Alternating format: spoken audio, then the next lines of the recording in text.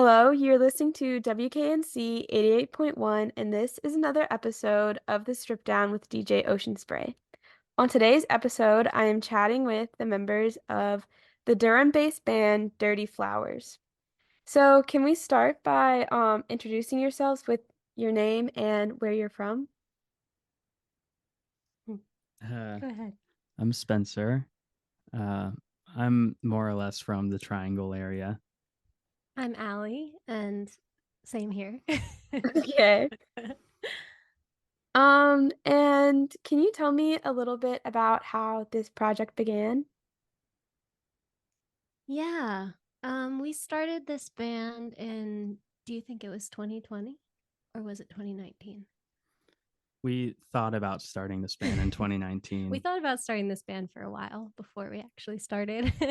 But we were in a couple of different music projects and um, didn't find the focus to start a new project until COVID hit. So I think it would have either been the very end of 2019 or 2020. Okay. Um, but yeah, I think it was just something we had talked about doing, just kind of finding a new sound. Our friend Nathan, shout out to Nathan, bought this Tascam 388 and kept it at our house. And that's a tape machine. Uh-huh. And we were saying we would love to start just like a tape project since it was living at our house. And I think that was sort of the concept behind starting a new thing. And so when it comes to like your relationship with music, did you grow up musical and like kind of like how did you become interested in music and like playing instruments and stuff? We've both been playing music since we were little kids, I guess, and then Yeah. played in various college bands. Allie and I used to play in a band called Blois together, Mhm. and so we had just been in like I guess the indie rock music scene in the Triangle for a while. Um, Yeah, yeah. I think it did start with childhood for both of us. We Mm-hmm. both started playing instruments kind of young, but I think we also both we neither of us were like orchestra people or well, you were in the school band, I No, that's guess. right. Yeah, I was in band. But I think we were both more in it for maybe for songwriting, or at least I was. Do you feel that way? Yeah. I feel like always I was into it for just like the act of creation and writing more than um like I yeah, like a more musical, like strict orchestral background or anything like that. Mhm. I was never really part of that. So I think we had similar views on what we were sort of drawn to in music, um and we were both playing in different bands. What how would you describe your college band? I played in like a couple, just kind of like fast, loud, like punk bands and Yeah, stuff. and I was in a Riot Girl band Yeah, and when we met. but I And think even before that, we were dabbling with like home recordings, even like as teenagers and stuff like that. And I that's think true, yeah. Dirty Flowers is sort of like a continuation of that as well, Yeah, more kind of like actually, homegrown. and Yeah. now, yeah, I'm glad you brought that up because I had sort of forgotten, but I think that's how we got to know each other, Spencer and I. We were in these other bands, and so we knew each other kind of through the music world, but we also both released bedroom music on our own. Um, and I think followed each other's like bedroom projects, which we never really made very public. Yeah. So it was kind of an intimate relationship to have with each other, to like know each other's solo, like more private, like exploratory Mhm. stuff. And it's, yeah, I think it is a huge part of how Dirty Flowers like found its sound. Mm-hmm. It's still what we do. We still make it at home in our like home studio. So yeah, hadn't thought about that before. And how did the name for Dirty Flowers come about? We stole it from it's the name of a song written by a band that we really like called Lower Plenty. It's kind of, I think it's like a nod to them more than Yeah, theft. I think it's like we're really inspired by this band from Australia called Lower Plenty. yeah, And we love this song of theirs called Dirty Flowers. yeah. And I mean, there's a lot of other bands that inspire this band, but they have like this really nice percussive element to their band. They use these like really like jingle jangly drums, and we love that about their music, and we have a lot of percussive instruments at our house, and we wanted to use them a lot. So that was kind of a nice touchstone for us. Yeah, one of the things that we both brought to our studio, we combined all of our sort of the things we had acquired um, over the years. We combined them together into like our now like joint home studio. And a lot of it is just little shakers and like shells Bells. and bells Yeah. and things like that.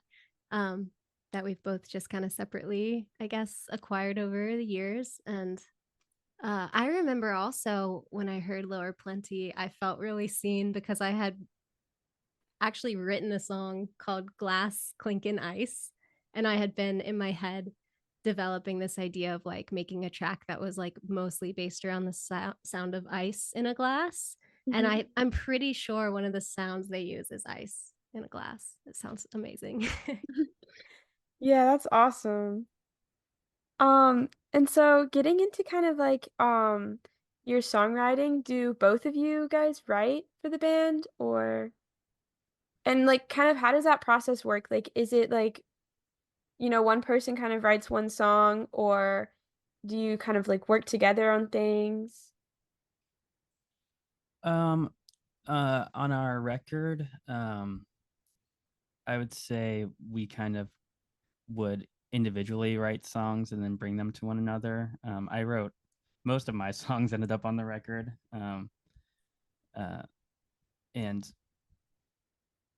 and we kind of like Allie is really like um, a recording artist and like an engineer and Mm. helped kind of shape songs on the record. After I'd kind of like written like a few chords and some lyrics, we would kind of collaborate going from there. I feel like now we're entering a new phase where the writing process is much more collaborative, which is more fun. But on the record, it was kind of like we would bring kind of like a half shaped idea and then we would Mhm. work on it together. Yeah. Yeah, I feel like we've kind of grown in that way. It's when you're somebody who writes alone most of the time, it's sort of hard to open up to writing with somebody. But I feel like Spencer and I have kind of found our dynamic in collaborating and writing more, and we'll be featured more on LP2 when that's out. But I think for the first record, and because it was a COVID record and was an idea that we knew we wanted to start this new project, and we are both songwriters, and so we just sort of brought the material that we had written separately together and sort of like combined it and tossed it all on the same record. And I think it is cohesive on the album. That's kind of how we selected the songs for What Mm-hmm. Illusions. Was sort of going through and seeing what worked together, and we ended up cutting a bunch of material. And um yeah, but I think now it's more like I can bring a small idea to Spencer and he can say, "Oh, wouldn't it be cool if we kind of like added this guitar bit to it?" And then that opens up an entirely new portal in my brain, and I can sort of like take that new idea and like run with that. And then he says, "Oh, well, wouldn't it be cool if we like changed it here? And like I love this part. We should do this more." I Yeah. have a hard time like writing choruses. I'm sort of just a person that writes like a free flowing idea. And Spencer will be like, that part is the best part and you only do it once. Like we should do that 3 times. um, Yeah, there was a lot that didn't make it onto the record. Mostly, well, I guess we both had songs that didn't make it onto the yeah. record. But Allie's also a prolific songwriter and has a lot of songs, writes a lot of songs for her solo project, whereas my main focus is writing songs for Dirty Flowers. I think, yeah, I try to write. I just write a song and then I mm, see where it fits. yeah, You know, I don't. I'm not prioritizing anything over the yeah. other. But I do think Dirty Flowers has a specific sound, and so if I'm writing a song, I'll know whether or not it's a Dirty Flowers song. And so when you are like kind of trying to like figure out what to write about, is it more kind of abstract ideas or like kind of based on your own experiences? Um, for me, I one thing I really like about the record that we made is I think it was the first album I made that really wasn't written necessarily from like a first person perspective. I think when I was younger, I was writing a lot of songs that started with the word I, Mhm. and they were either like based on my life or based on like a thinly veiled character that was secretly me or something. And like, and now like I listened to the album before the interview because I was trying to like kind of get in the headspace, and we almost never say the word I on the record. Mm-hmm. It's very much It's we're very much universal. yeah, we're like it is many of the songs are written from a more they deal with more like abstract, I guess, concepts and aren't necessarily first person accounts. And I think part of that was just the fact that it was written in isolation and like we were in a really peculiar headspace, as I'm sure everyone was during that time. And Yeah, an isolated but very collective headspace. yeah. Yeah, I had also made that observation about not using I a lot. Um, it's very open, and I think that all the songs are very open to interpretation as well. But it's really moody. I think the mood is always there, and some of Spencer's songs he brought, I didn't know necessarily what they were about, but I would try to guess because I know him and I know his life. um, but yeah, I think I'm in an in between spot with songwriting. I think usually an idea will spawn or a feeling will spawn from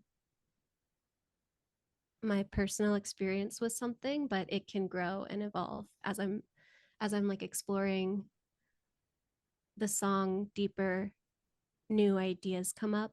And I've written some songs where the idea or emotion that spawned it is I've like moved into a completely new territory by the end of finishing the song. That's not even really there anymore. Yeah. It's sort of there's like a whole journey with it, and you wind up with something that um, I think must be a reflection of ourselves in a way, but is also maybe more abstract.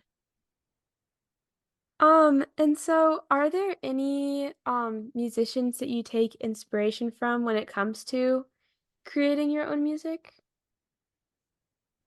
Oh yeah. Yeah. I mean, we both love Yola Tango. I feel like that's a band that I hear a lot.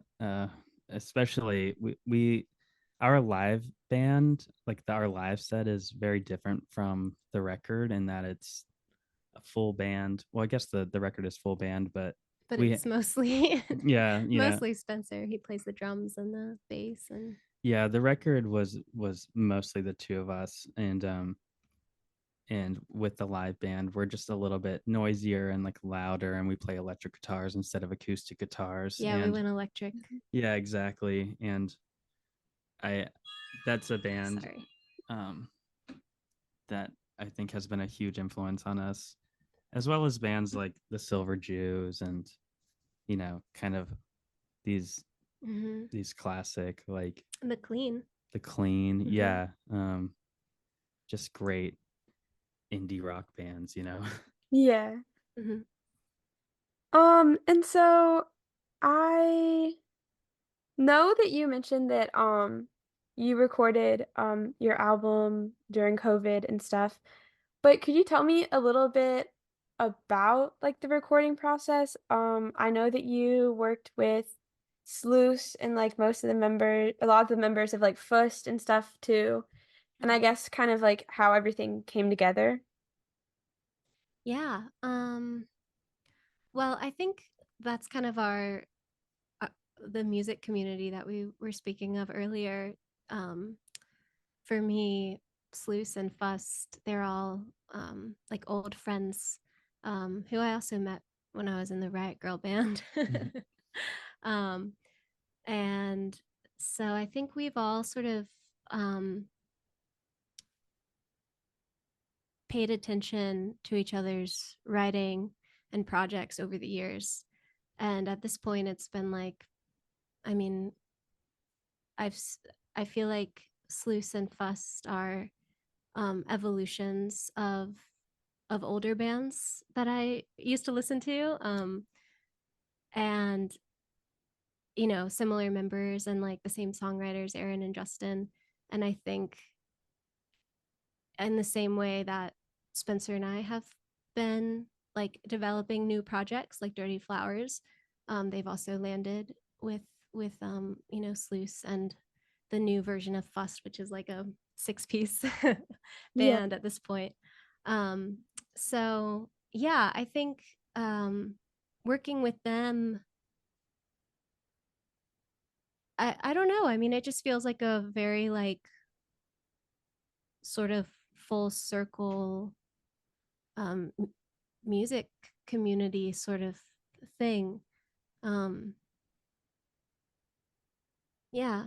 Although I don't know if you meant like we didn't work together on the Dirty Flowers record, but we have worked together on like their records. Yeah. Yeah. Um, so yeah.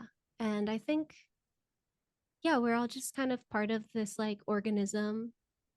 Um, and we're all, I think, hoping to like keep like this the spirit alive. Hopefully I don't sound really cliche or something, but that is how I feel about it, especially with these two bands. I feel like we're all kind of like keeping the dream alive. Yeah, Yeah.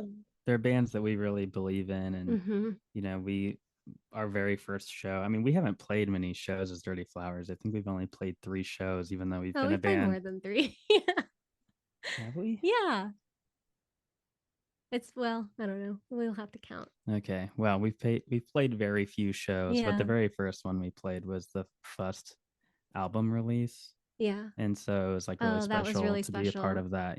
That was a big part of us getting the band together, I feel like, was um or getting it ready at least, for like a live setting, because yeah, we made the record alone, and then it's you want it to translate live, and so we were looking for players, and we have some friends who we called upon, to shout out to Hunter and John, who play bass and drums with us. And um yeah, I think, yeah, we were both so honored to be asked to play the first album release, and that kind of gave us like a deadline to be ready to play a show.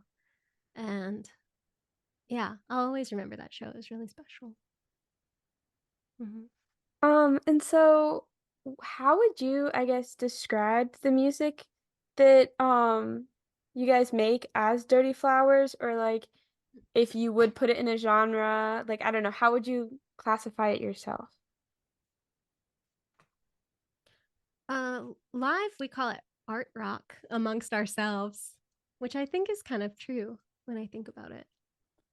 Yeah, I mean, I like that description just because I almost think of Dirty Flowers more as like an art project than a band sometimes. It's very collagey Yeah.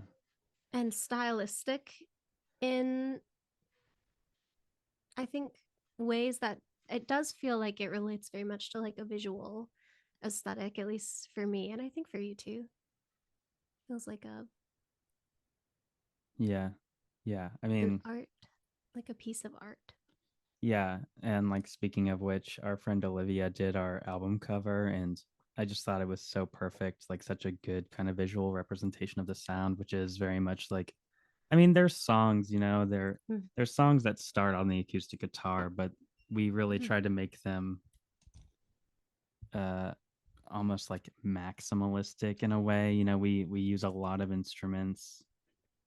I think we're people who like to draw with every crayon in the box, so to speak. And you know, there's like synthesizers and like horns and recorders and like all kinds of stuff on our record. And so it is like steeped in a tradition of kind of like, you know, like indie rock or college rock, you know, these bands that I talked about before. But it is also we try to take it in like different directions with different instruments and sounds and vibes, you know, and it is collage like at times, I think, which is I think why we like to call it art rock, you know. Yeah, yeah. It's just kind of funny. Mm. But yeah, two, I think I even asked, I have a hard time with genre.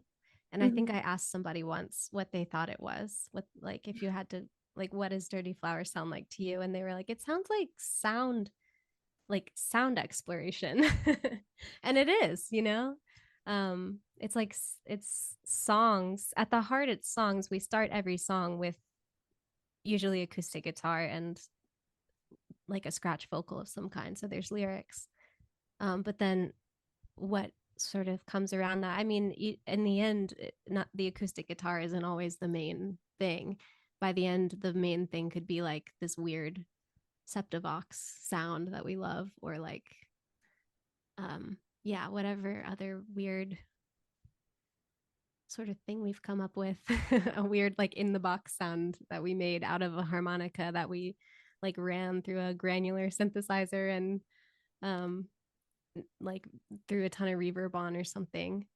um and I think in mixing the record we really spent a lot of time trying to like find moments for sounds to bubble up and then kind of decay away and then maybe like come back later. And so um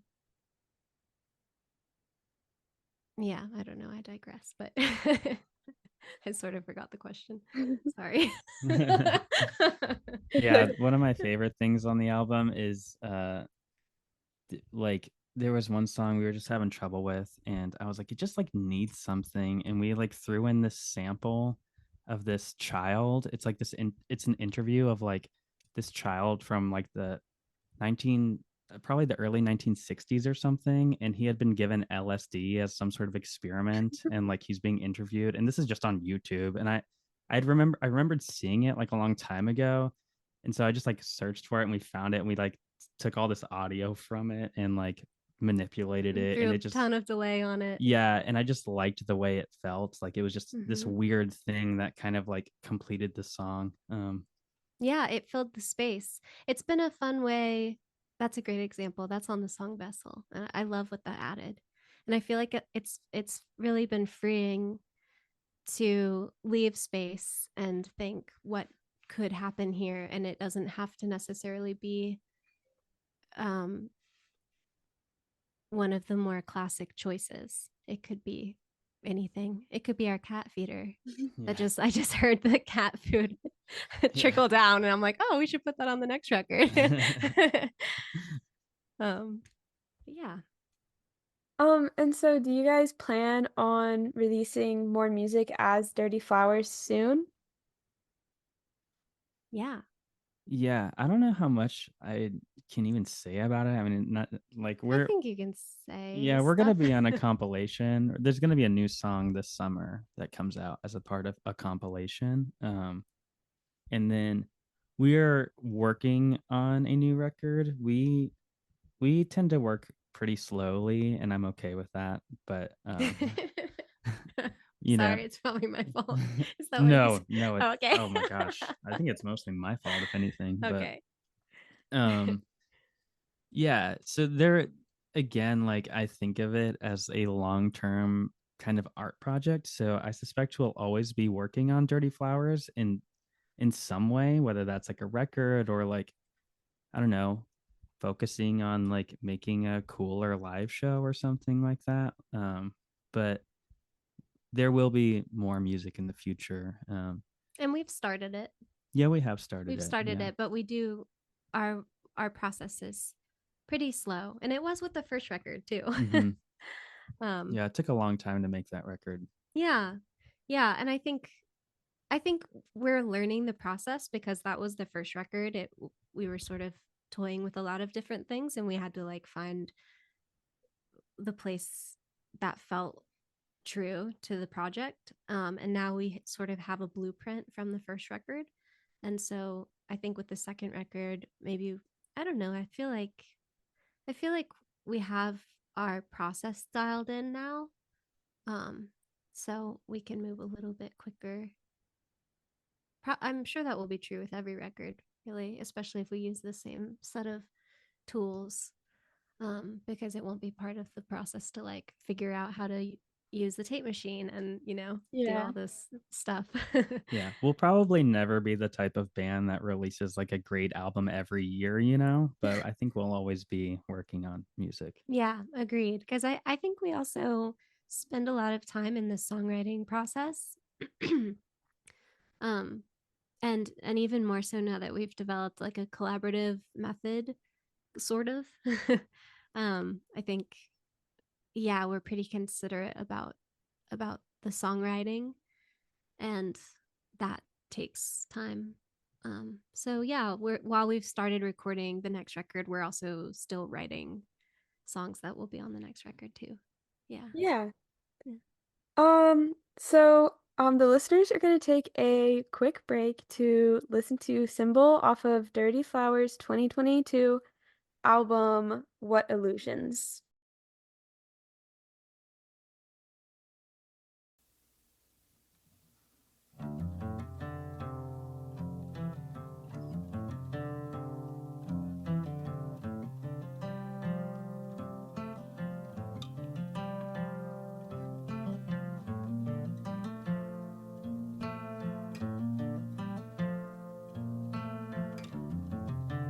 A coyote in the road, a bone buried in the loam.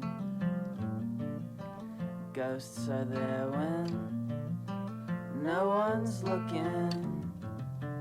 Your heart's twin is something you can't afford not to believe in.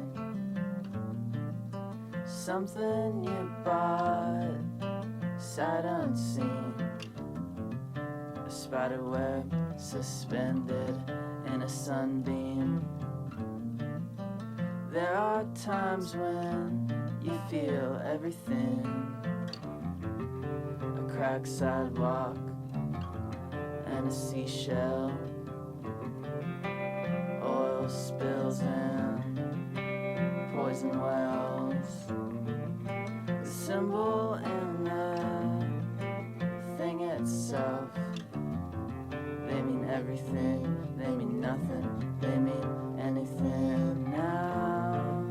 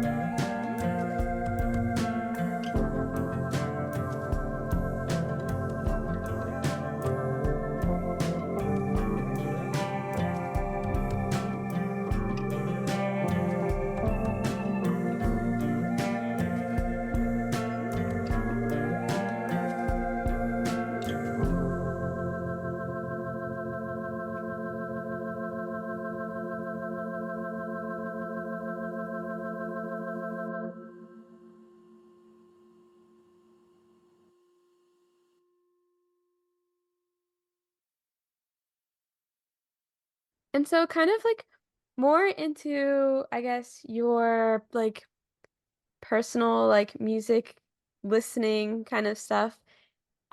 What kind of artists or and genres do you tend to listen to in your free time? I tend to listen to like witchy women, um, like crooning about magical things. I listen to a lot of PJ Harvey, um, and a lot of Kate Bush, and Joanna Newsom. And um, those are probably like my three pillars of people that I am always listening to and like always watching live performances of. And um, yeah, just like really staying in touch with their work and feel, um, yeah, I feel like very, there's like a difference between like listening to something and then listening to something and being like, I want to do a version of this. And I think with those three, it's sort of, I like feel like the I They're don't know. masters. Yeah, Yeah. yeah. I just feel the like all of the power is like reaching out to me, and I'm like, I just want to like, yeah, You also grew up listening to mostly country music, that's true. Yeah, and we yeah, both really, really love country music. yeah. That Uh, was all I grew up listening yeah. to. Specifically like outlaw country, um, from the 70s, I think is baked in for me and always will be. And I'm glad that more people seem to be like loving it nowadays. I think it's like found a place. There was a period of time where people were more resistant to the country music, I think. Do you think this is true? Yeah. I Maybe mean, maybe just indie rock, maybe the indie rock world wasn't as country focused, but it feels pretty, um at this point, it like it's wide open. You can kind of like draw from whatever. I think like growing up in the 2000s and stuff, country music was it was so much of like what was played on like mainstream country radio. Uh I mean, a lot of it was bad, and some of it was good, and I think people are rediscovering it now, but I think there certainly is like a resurgence of country, which I think is great. Yeah. So Yeah, and we were working kind of like right on the brink of that resurgence. We were working at a record store called Nice Price Books. Maybe you know it because it's Oh my across the God. street from NC State. I love Night Um, Price. Me too. Yeah, and yeah, I shout out worked. to Shout all out to those Nice guys. Price. Yeah. Yeah, I worked there for like 6 years, and Spencer worked there for like a year or so too. And um, uh, like a theme there is country music. They're always, specifically Enoch over there is like always playing country records, and um, so I think between that and then just like my family still only listening to outlaw country to this day, Yeah. um is kind of like got that going in me again. And I do hear it too when I'm writing. I can hear when I'm influenced by like, I can hear the influence, I guess. And Yeah. I think we really appreciate the sound of older records, yeah, from like the 60s and 70s. Like, 70s records sound amazing. yeah. They're just And so like smooth and warm. even some of those like early Velvet Underground records, which don't even necessarily like they sound crazy, but we love that stuff too. I would I would love to make a record that sounds as good as any Velvet Underground record. Yeah. I think, yeah, I could die happy if Yeah, I've seriously. achieved that. It's just it feels, sometimes I listen to those records and I feel like they're like the pinnacle of good sound. They're just so, it's kind of hard to explain. Sometimes the mixes are weird and Hmm. like yeah, they're like the choices are weird and you feel like it was almost done quickly. Like did they just like throw up the faders and say, okay, Yeah. this is good? But they're so interesting and still so just, I don't know how to describe it other than say warm, which I know that's kind of like a annoying word. I That's feel so like true, though. it's maybe overused, but only because yeah, it's true. When something sounds warm, it just like feels good. Yeah, I think that's part of the Dirty Flowers hope, is to keep the tape sound and the like homey sound at the forefront of any of the records that we make under this project. Anyways, yeah. And is there a like favorite venue that you guys have performed as Dirty Flowers in? Hmm. Favorite Well, venue? we talked about the first show we ever played, which was with Fuss at the Pinhook, Yeah. which obviously we love the Love the Pinhook. Pinhook. But also shout out to Nash Street Tavern Oh in Hillsboro. yeah, that was a fun show. Yeah. It's just it's just like a little bar in Hillsboro that we really love and has a small stage. And yeah, we played a show there with some friends of ours. And And Rainbow was running sound. yeah, And then at the end of the night, she handed us, unbeknownst to us, we didn't know this was happening, but she handed us a CD and she was like, "Hey, I just recorded your set." It's really cool. We have like a CD of our live show from Nash Street, which is, I'll treasure that. yeah, it's a Mhm. great venue. Yeah. But there's a lot in the Triangle, you Yeah. know? I mean, Pinhook is probably my most frequented venue, I think. Um, yeah, and I guess, oh, and then Hopscotch, we played Kings. that's And true. that was Yeah. really great. Yeah, we played some amazing shows at King's. Yeah.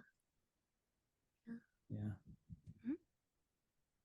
And it's funny that you mentioned the album art earlier, because that's like my favorite question to ask musicians, kind of like the story behind their album art, because I think it's really interesting.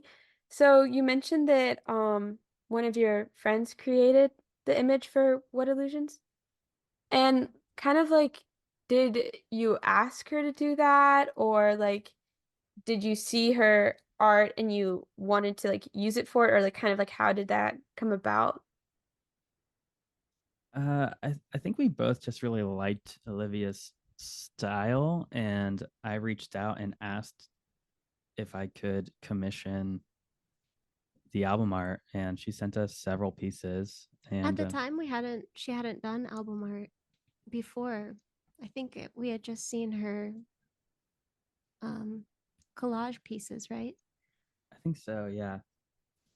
Um, and yeah, she sent us several images, and I think we used all of them. Like, so a couple of them we used for like singles artwork, and then we picked our favorite for the album art.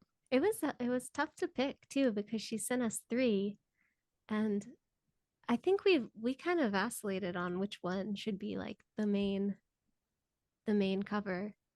Um, I still think the one we chose is like the most reflective of the record. But yeah, it was tough to choose because I was really blown away by how much. Did you just send her a track, or did you send her the Yeah, record? I sent her I think I sent her 2 songs, and yeah, a few months later she shared a Google Drive with the images, and then eventually like mailed us the physical pieces, which we have at our house, which is really cool. Yeah, we have them hanging Mhm. framed in the studio. But yeah, that was one of those moments. I hadn't done that a lot prior. I think in all my other projects I had made the album cover, or like my friends and I had made the album cover. It had always been a thing that I had been a part of. And this was the first time I like let that go as a part of the process and like kind of given it to someone else, which was Spencer's idea. And I like kind of showed me the beauty of collaboration in art in that way, to receive that and feel like somebody took in your work and ran it through their filter and sort of shows you like in a very visual sense what they hear. um it was really, yeah, I was amazed by what she came up with, and I felt like it just hit the nail on the head too with the sound. Yeah. Yeah, that's so cool. And so I also think it's really interesting to ask musicians if they go to concerts very often. And so do you guys go to concerts often? And if you do, have you been to any good ones recently? Mm. Well, one we didn't go to, Oh, and yeah. I'm kind of sad. We were is just talking before the interview. We were like, oh, we didn't go to this. yeah, our friends in this band, Lonnie Walker, who are, they're based in Raleigh, and they had their album release at King's Saturday night. Yeah. And we should have been there, but we Yeah. weren't. I have had a hard time. If I don't put it on my calendar, that's the point I'm at in life. It has to be on my calendar, or else it just, something else. I'm doing something else. Yeah. And I try to, for a while there, I was working live sound. And so one of the fringe benefits was you could go, even on your night off, you could go to whatever show was happening. And I was working at like a bunch of different venues at the time. And so I would just go to show every night, like not even knowing what it was. I would just be like, oh, I'll go check this out. Why not? But that was back when I had more energy, and that was pre-COVID, which I think we are all maybe affected by COVID in some ways, where we're not going out quite as much, or at least I'm not. But I still do prioritize going to shows. Another show that we did go to because Allie was playing it, but I guess we would have gone anyway, was the Gibson and Touton album release. Yeah, at that was Perfect Lovers in amazing. Durham. Yeah, That was one of my favorite shows I've been to. I loved seeing recently. that band. Yeah. That was their first full band set. And yeah, I'm so glad we were there to see it. It was awesome. It was so good. Yeah, that was a good show. I'm trying to think what else I've been to lately. I'd have to, what I would have to do is pull up my calendar, and then I could tell you. We also went to Eno Fest Uh-huh. recently, 4th of July weekend. We try to always go to that. So yeah, probably don't go to as many shows as we'd like to, but Well, next week we're gonna go to Jessica Pratt. Did you know that? oh yeah. So yeah, we try to At make Hall that. River. But yeah, I feel like. Are you looking at your calendar? Yeah, I am. It's just the way that I know. Just curious.